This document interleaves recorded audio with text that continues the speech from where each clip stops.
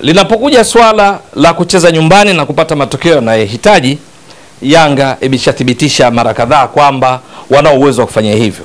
Wananchi wakishirikiana na mashabiki wao ambao hujaza vya kutosha uwanja wa nyumbani ukiwamo wa Benjamin William Mkapa jijini Dar es Salaam, Yanga wameshathibitisha mara kadhaa kupata matokeo yanayohitaji hata pale ambapo kabla ya mchezo huonekana jambo gumu hufanya hivyo.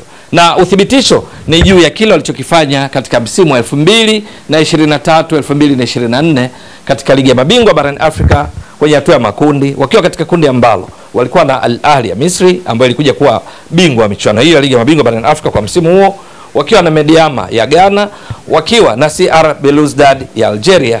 Yanga walikuwa wakihitaji ushindi kwa uchache wa mabao 4-0 dhidi ya CR Belouizdad ya Algeria ili waweze kusonga mbele katika hatua ya robo finali ligi ya mabingwa barani Afrika. Hilo litokana kule kwamba kwenye mwenendo wa kundi lao Yanga walijikuta wanahitajika kufanya hivyo kwa sababu pointi zao zilikuwa na uwezekano kulingana na pointi za CR Belouizdad. Sasa mnapolingana kwa taratibu za CAF kwenye kanuni za michuano yake, timu zinapolingana kinachoangaliwa cha kwanza ni head to head. Wao walipokutana nani alikuwa na matokeo bora kuliko mwenzake, halafu ndio yafuate mambo mengine. Sasa Yanga kwenye kundi lake, huyu mshindani wake CR Belouizdad alikuwa tayari ameshamfunga yeye mabao 3-0 katika mechi ya kwanza iliyochezwa kule Algeria. Hao wote wawili walikuwa wakifukuzia nafasi moja ambayo ni ya pili kwenye msimamo wa kundi lao, maana Al Ahly ya Misri ilikuwa tayari imeshajihakikishia kwa vinara wa kundi na kusonga mbele kwa hatua robo finali ya michuano hiyo kwa msimu huo ligi ya mabingwa barani Afrika. Sasa Yanga kwenye uwanja wa Mkapa jijini Dar es Salaam, nini ilichokifanya? Kwanza, maandalizi sahihi kwenye kikosi chake chini ya kocha Miguel Gamondi. Pili, support kutoka kwa mashabiki wao ambao katika mchezo huo walifurika vya kutosha kwenye uwanja wa Mkapa jijini Dar es Salaam. Matokeo yake ni nini? Wachezaji wakahamasika, wakashinda 4-0 na hivyo kusonga mbele katika hatua ya robo finali ligi ya mabingwa barani Afrika. Bao la 4 ikikumbukwa vyema likiwa wavuni na Gede, mchezaji ambaye ni wa kimataifa kutoka Ivory Coast, hivi sasa hayupo ndani ya Yanga, Joseph Gede, maana baada ya kutoka Yanga alikwenda Singida Black Stars.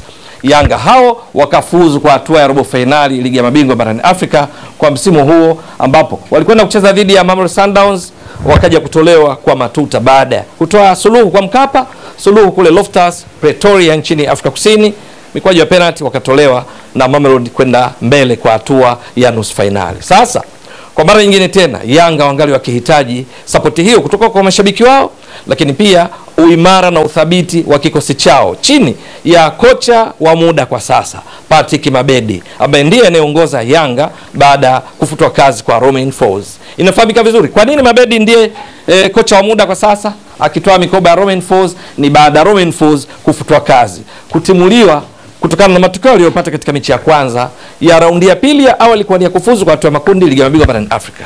Yanga walifungwa na Silver Strikers ya Malawi kwa bao 1-0 katika mechi ambayo Yanga wengi walioshuhudia wanakiri kwamba haikucheza vizuri. Ingawa ilimiliki zaidi mpira, lakini Silver Strikers ndio walionekana hatari zaidi kila mara walipopata nafasi kwenda langoni kwa Yanga na wakafunga bao hilo pekee. Sasa kwenye mechi hiyo dhidi ya Silver Strikers itakayochezwa tarehe 25 ya mwezi huu wa 10 2025, wapi? Kwenye uwanja wa Mkapa jijini Dar es Salaam. Yes, uwanja wa Mkapa, saa 11 jioni. Yanga wakiwa wanatambua kwamba Patrick Mabedi na wachezaji wake wanaendelea kujiandaa vyema, sasa wangali wakitaka support kutoka kwa mashabiki wao kutekeleza jukumu lao wao kama mchezaji wa 12. Kwenye mpira wa miguu kuna dhana kwamba mashabiki ni mchezaji wa 12 wakifanya jukumu moja tu kubwa, kuiunga mkono timu yao kwa kuishangilia mwanzo mwisho, lakini pia wakati mwingine kwa kuwazomea wapinzani ili kuwafanya wasitekeleze vyema mipango ya kiufundi kutoka kwa benchi lao la ufundi, kutoka kwa kocha wao, na hatimaye kuifanya timu yao ipate inachokihitaji. Katika mechi dhidi ya Silver Strikers, Yanga inahitaji ushindi kwa uchache, mabao 2-0. Maana ikiruhusu bao tu, maana yake itatakiwa kama kushinda basi ishinde 3-1, kwa sababu itatakiwa kushinda kwa margin, kwa tofauti ya mabao 2 na si vinginevyo. Na kama itashinda kwa tofauti ya bao 1, kwa mfano 1-0, maana yake watakwenda kwenye mikwaju ya penalty, maana matokeo ya jumla yatakuwa 1-1 kwa sababu Yanga walifunga 1-0 kule nchini Malawi. Lakini wakishinda kwa tofauti ya bao moja huku Silver Strikers wakiwa wamefunga kwa mfano 2-1, 3-2, 4-3, Yanga watakuwa wametolewa kwenye michuano. Silver Strikers watakwenda kwenye hatua ya makundi kwa sababu matokeo ya jumla yatakuwa sare ya idadi ya mabao, lakini wao watanufaika na bao la ugenini endapo watafunga. Kwa sababu wakishinda Yanga 2-1 ukichanganya na matokeo ya awali maana yake itakuwa ni 2-2 kwa sababu Silver Strikers walishinda 1-0. 2-2 kwa kanuni za CAF itainufaisha Silver Strikers kwa faida ya bao la ugenini. Kwa hiyo Yanga wanahitaji ushindi wa margin wa tofauti ya kuanzia mabao mawili. Kama walifanikiwa kupata ushindi wa 4-0 walipocheza dhidi ya CR Belouizdad msimu wa 2023-24, CR Belouizdad ambao ni timu yenye hadhi kubwa, nzito zaidi, yenye wachezaji wakali zaidi, yenye wasifu mkubwa zaidi kulinganisha na Silver Strikers, lakini Yanga walishinda 4-0 kwa Mkapa. Ni dhahiri kwamba Yanga wanajua wakipata support ya kutosha kutoka kwa mashabiki wao, Silver Strikers hawezi kutoka kwa Mkapa. Nini walichofanya Yanga? Huku akiendelea kujiandaa kwenye benchi la ufundi chini ya Patrick Mabedi, kuwafanya kina Peodo Pacome Zouzoua, akina Maxim Pianzengeli, Mudathia Abbas, Prince Mpumelo Dube, Clement Mzize Walid ambaye anaendelea kuafiti kila uchao, lakini pia kina Mohamed Momodumbia, Musa Balakonte, Azizi Andabwile, Dickson Job, Bakari Nondo Mwamnyeto, Ibra Baka, golikipa Jiki Diara, mabeki wa pembeni Mohamed Hussein Shabalala, Shadrack Kisa Kaboka, Izra Pat Kimwenda na wengineo ndani ya kikosi, kwamba kuelekea mechi hiyo kina Lasin Kouma na Celestine Ekwe bila kusahau Ofen Chikola wanao uwezo wa kupindua meza kibabe kwa kupata ushindi unaohitajika wa kuanzia tofauti ya mabao mawili. Sasa kwenye kuwezesha mashabiki kuingia kwa wingi, Yanga wametangaza viingilio vya mechi hii ambavyo ni very affordable, ni vinavyowezekana kulipwa na mashabiki wake wengi. Yanga ikiwa miongoni mwa klabu zenye mashabiki wengi nchini imeweka kiingilio ambacho kwa mashabiki wake wengi wanapaswa kuunga mkono kwa kwenda uwanjani, kwa sababu kiingilio kipaswa kuwa kikwazo kama ifuatavyo. VIP A kiingilio ni shilingi 30,000 tu. Yes. Lakini VIP B kiingilio ni shilingi 20,000. Hakika ni kiwango ambacho dhahiri ni mashabiki wa Yanga washindwe wenyewe, wapenzi wa mpira wa miguu wa Tanzania, kwa maana Yanga ni miongoni mwa wakilishi wa nchi katika michuano ya ligi ya mabingwa barani Afrika wakiwa na watani zao wa jadi Simba. Lakini VIPC kiingilio ni shilingi 10,000 tu za Kitanzania. Halafu kuna mzunguko. Kiingilio kilichopangwa ni shilingi 5,000 tu. Yes. Matarajio ni kuona kwa kiingilio hiki ambacho ni affordable, cha kuwezekana kulipwa na mashabiki wengi na wanachama na pia wafuatiliaji wa mpira wa miguu mbali na wale wa Yanga, ni kwamba matarajio ni kuona uwanja wa Benjamin William Mkapa utakuwa umejazwa kwa kiwango cha 100%. Hautakosa watu 60,000 kwenda kuiunga mkono Yanga ili isonge mbele kwenye hatua ya makundi ligi ya mabingwa barani Afrika, na hivyo kuifanya kwanza iongeze pointi zake katika orodha ya viwango vya ubora barani Afrika CAF.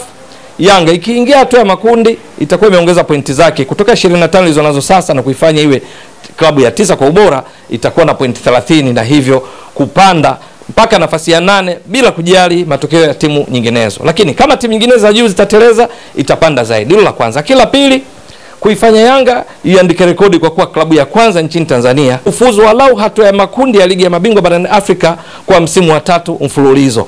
Katika rekodi za michuano ya ligi ya mabingwa barani Afrika tangu utaratibu mpya uanzishwe msimu wa 1997-98 kutoka kuitwa michuano ya klabu bingwa barani Afrika na kuwa ligi ya mabingwa barani Afrika, hakuna klabu yote nchini Tanzania imewahi kufuzu hatua ya makundi na kwenda mbele kwa misimu 3 mfululizo. Haipo. Sasa Yanga ikifanya hivyo itakuwa ni mara ya kwanza. Hapa namaanisha michuano ya ligi ya mabingwa barani Afrika bila kuhusisha kombe la shirikisho. Lakini sababu nyingine ya mashabiki kutakiwa kujitokeza kwa wingi mbali na kiingilio hiki ambacho bila shaka kwa aliyedhamiria kuiunga mkono timu yake hapaswi kushindwa kulipa, ni pamoja na ukuli kwamba Yanga ikifanya hivyo itakuwa imewezesha ligi kuu Tanzania bara kuongeza pointi zake, huku pia ikitumainiwa kwamba wawakilishi wengine wa nchi ya Tanzania katika michuano ya CAF, hapa na maanisha Simba, Azam, Singida Black Stars, wote watafanya vizuri na kufuzu hatua ya makundi. Ligi kuu Tanzania bara itaongeza mno pointi zake na kuendelea kuwa miongoni mwa ligi 5 bora barani Afrika, huku kama itatokea Algeria itateleza ambayo iko juu ya Tanzania maana yake Tanzania inaweza ikapanda zaidi. Hivi sasa kwenye orodha ya ligi bora barani Afrika, inayoongoza ni ligi kuu ya Misri yenye pointi 130, inayofuatia ni ligi kuu ya Morocco yenye pointi 92. Ligi kuu ya Afrika Kusini inashika nafasi ya 3 ikiwa na pointi 87.5. Ya 4 ni ligi kuu ya Algeria ikiwa na pointi 85. Ligi kuu Tanzania bara ni ya 5 ikiwa na pointi 58. Sasa katika orodha hiyo, manake Yanga ikiingia katika hatua ya makundi itaongeza pointi nyingine 5 kabla hata ya kuanza kuchezwa kwa mechi za hatua ya makundi. 5 unaziongeza katika 58 itakuwa pointi 63. Ukija kuchanganya na Simba endapo itafuzwa hatua ya makundi, Singida Black Stars itafuzwa hatua ya makundi michuano ya kombe la shirikisho, Azam itafuzwa hatua ya makundi michuano ya kombe la shirikisho, maana yake Tanzania haraka kabisa kabla hata kuanzwa kwa mechi hizo za hatua ya makundi, zikifuzu tu, ligi kuu Tanzania bara itakuwa na ongezeko la pointi 15. Hivi sasa na pointi 58, ukiongeza 15 itakuwa pointi 73. Kumbuka ligi zilizo juu ya Tanzania nimetoka kukutajia. Algeria iko juu ya Tanzania ina pointi 85. Iliyo juu ya Tanzania pia ni ligi kuu ya Afrika Kusini yenye pointi 87.5, ligi kuu ya Morocco yenye pointi 92, na ligi namba 1 kwa ubora Misri yenye pointi 130. Sasa cha msingi ni kujitokeza kwa wingi, kuiunga mkono Yanga kwa kushangilia wachezaji wake mwanzo mwisho, lakini pia kuwakatisha tamaa wachezaji wa timu pinzani ili kuwavuruga wasitekeleze vyema mipango kazi ya kocha wao aitwaye Edson Kadenge Mwafulirwa wa Silver Strikers, ili mwisho wa siku Yanga isonge mbele. Jukumu hili la mchezaji wa 12 kubwa ni hilo la kujitokeza kwa wingi, kuunga mkono wachezaji kisaikolojia, kuwashangilia na kuwakatisha tamaa wapinzani. Mwisho wa siku yale makali ya uchizi vunga eneo la kati yashindwe kuonekana, kwa sababu atakuwa akilazimika kukabiliana na pressure kutoka kwa mashabiki 60,000+ kwenye uwanja wa Benjamin Mkapa jijini Dar es Salaam. Lakini pia washambuliaji wao akina Binwell Katinji, akina Chinsis Maonga, viungo wao akina Maganizo, Levison Kamanga pale kati ambaye yuko na kina uchizi vunga, lakini mabeki wao akina Lamek McDonald ambaye ni beki bora katika ligi kuu ya Malawi, kipa wao George Chikoka ambaye ni kipa bora katika ligi kuu ya Malawi na ndiye MVP mchezaji bora katika ligi kuu ya Malawi msimu wa 2024, lakini pia mabeki wao akina Nixon Mwase.